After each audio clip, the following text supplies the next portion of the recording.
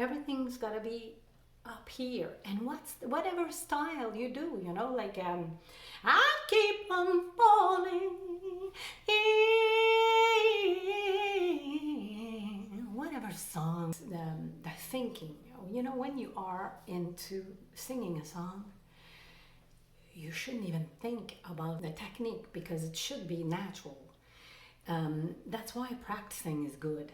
Practicing in front of your mirror, you know, open your mouth and see how your soft palate is going up with the uvula up.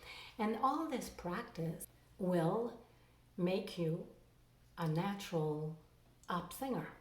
Okay, up means the yawning position. You remember?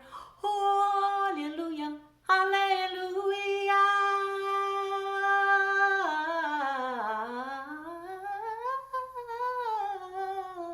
So, doing the exercise and practicing. I mean, you cannot play any instruments without practicing.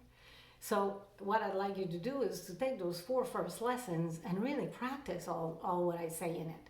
And it will be very important that you practice in front of your mirror all the time and record yourself. Record yourself to see how your sound goes. Of course, when I do examples like this, it doesn't sound that good, but I'm up actually, you know. Now, in this 5th lesson, that's where we are going to put beauty into our up sound. What I mean by that is, you see, when I told you go, hallelujah, hallelujah, that was to practice how to put your voice at the right place. But now, if we put some beauty, hallelujah, hallelujah. You know, you want to do some sensitivity into it. You want to change it around to make it nicer to your ears.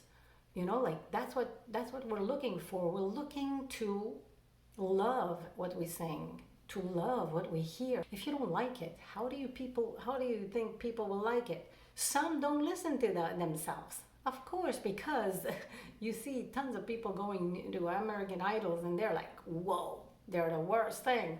They don't listen to themselves. They don't record themselves because you don't want to sound or imitate the singer. That's not the purpose of this. But to at least be in the right tonality and to at least be in the right melody and the right timing, you're good. If you are doing this, this is it. Now you're at 5th lesson, and if you can carry a tune, do more like a sensitive song. Lower key, but more sensitive, so you can learn how to really feel the words and live the words that you're saying.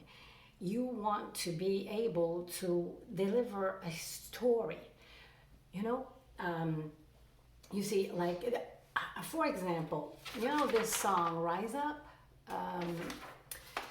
This is a nice, beautiful story about, I don't know if you saw the video, but it's about a guy that went to war, and he's completely paraplegic, and the wife is taking care of him. And she says, you're broken down and tired of living life on a merry-go-round, and you can't find the fighter. But I see it in you, so we're gonna walk it out. How cool is that song, you know? So you're not gonna sing this song like this. You're broken down and tired. Okay, you're not gonna sing this song like that. Even if I got the melody right, this is not right. You have to think about what you're saying. You're broken down and tired. You know, you gotta put your own style, your own thoughts into it, your own thinking. And put yourself as a movie into your head, you know, about this song. I just want you to realize that managing air and singing up and putting all this, you know, everything, all this technique should be already acquired before you get into not thinking about it at all anymore and just thinking about your words, about what you're thinking while you sing the song. You gotta chew every word. You gotta think about every word. You have to think about your story, and you have to deliver it with your heart, you know, like you cannot really sing a song and just not think about it. You are like an actor. How do you change the dynamic of a song according to the feeling of the song? Okay? If you're singing a song like Rise Up, you're not gonna go, you're broken down and tired. You know, it's like, it says something about you're broken down and tired. So how could you interpret this phrase to be like, you know, for real? Something, you're broken down and tired of living life like a merry-go-round. Okay? That's a way to do it. So, to make the people understand what you're saying and to make them feel, to move them, you need to put some dynamic into your phrases, into your words. And when you are going to put some emotion into a phrase, it cannot be no, it's got to be like mountains and rivers. It cannot be a high, flat highway. Cannot be. So, for example, when you read a story to 20 kids, how would you tell the story about this? You know, like, you wouldn't go, once upon a time, there was a mother and her 3 daughters, and the daughter that they adopted, and they were really mean to her. You can't do that. The 20 kids will go, they're going to sleep on you. So it's the same thing with your audience. So when you are going to say that story to those kids, don't you think if you say it like this, once upon a time, there was this mean mother and the mean daughters, 3 of them.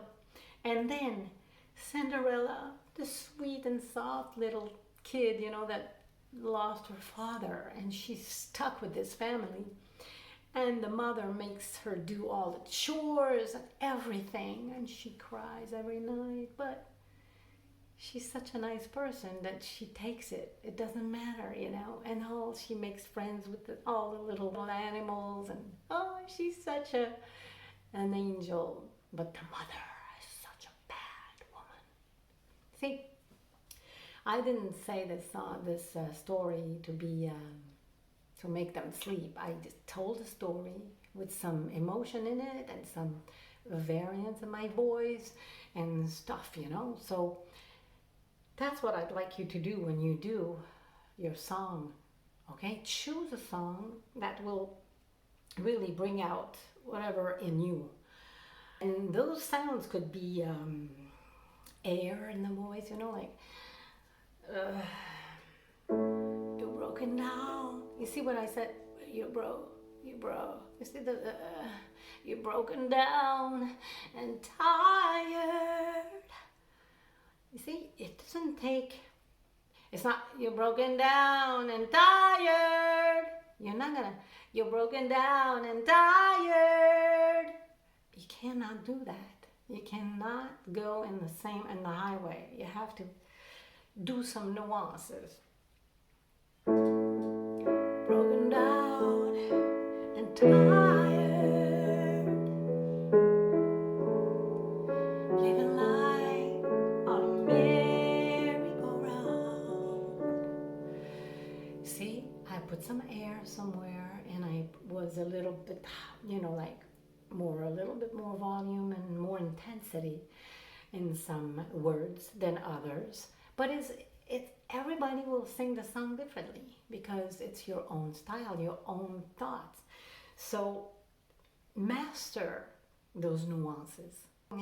The technique is only 25%. What we're going to see now is the other 75% of learning how to sing.